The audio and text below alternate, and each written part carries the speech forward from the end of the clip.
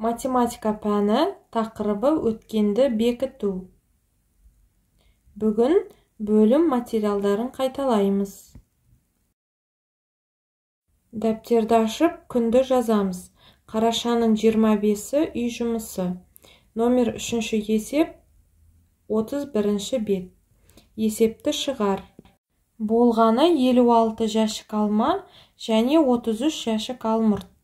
Сатылды 35 жәшік жеміс. Қалды белгісіз. Есептің шешуін және жауабын жаз.